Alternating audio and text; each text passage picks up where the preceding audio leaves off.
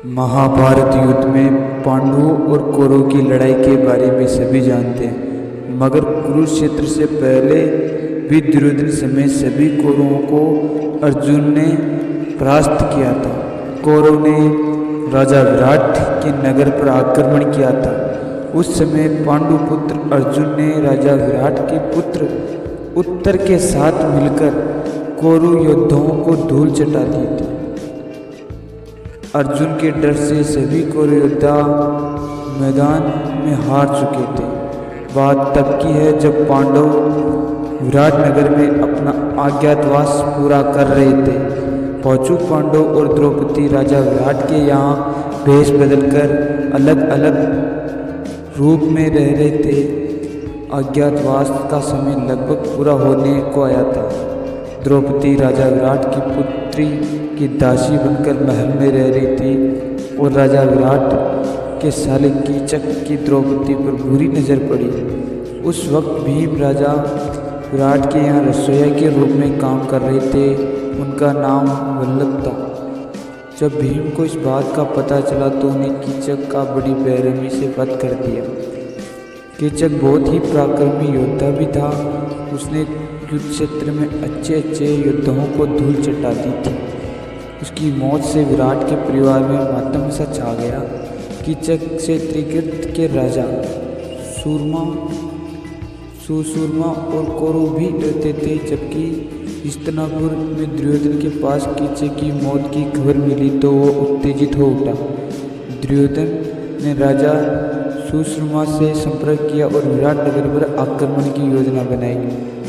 योजना के मुताबिक सुसूरमा ने विराट नगर पर आक्रमण किया और राज्य की सभी गयों को लूट कर ले गया। विराट नगर के सभी ग्वाले राजा विराट के पास पहुंचे और उनकी रक्षा करने के लिए कहा। राजा विराट ने अपने सभी वीर योद्धाओं के साथ सुसूरमा की सेना के पीछे चल पड़े। दूसरी ओर कौरवों ने विराट नगर पर हमला कर दिया। उस वक्त महल में सिर्फ राजा विराट के पुत्र उत्तर मौजूद थे। उत्तर खुद को असहाय महसूस कर रहे थे। उसके पास कोई सारथी नहीं था, इसलिए वह युद्ध में नहीं जा सकते थे। तभी दासी रूपी द्रौपदी ने राजा विराट से कहा कि वर्णला बहुत अच्छी सारथी है, आप उन्हें अपने साथ युद्ध में ले जा सकते हैं। वर्णला दरअसल खुद अर्जुन ही थे। वो अज्ञातवास में विराट के यहाँ नपुंसक बनकर रह रहे थे। उसी वजह से वो कुछ कह नहीं पाए। इस तरह राजकुमार उत्तर ने वर्णला के रूप में सारथी मिल गया और दोनों रथ से सवार होकर कौरव की तरफ बढ़ गए। जैसे ही युद्ध क्षेत्र में पूछे तो कौरव की सेना में वहाँ दुर्योधन, कर्ण, भीष्म, पितामह, द्रोणाचार्य जैसे धुरंधर खड़े थे। उन्हें देखकर उत्तर डर गया। उसने वर्णला से कहा कि हम लौट जाना चाहिए, हमें अकेले इनसे मुकाबला नहीं कर पाएंगे। तब अर्जुन ने असली रूप में आ गए। उस समय 1 साल का अज्ञातवास पूरा भी हो चुका था।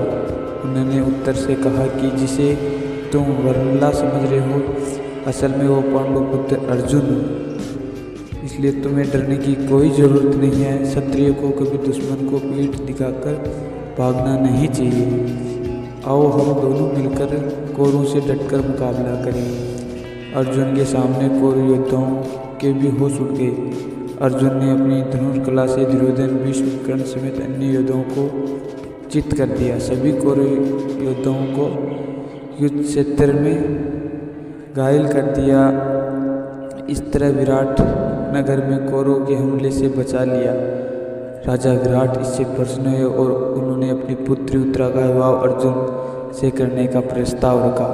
अर्जुन अज्ञातवास में वर्णला बनकर उत्तरा के नृत्य कला का ज्ञान देते थे, इसलिए अर्जुन ने इस प्रस्ताव को अस्वीकार कर दिया। अर्जुन ने राजा से कहा कि उत्तरा मेरी शिष्या है और वो मेरी पुत्री के समान है। राजा विराट ने के इस कथन से अर्जुन के कथन से बहुत प्रसन्न हुए और उन्होंने उत्तरा का विवाह अर्जुन के ही पुत्र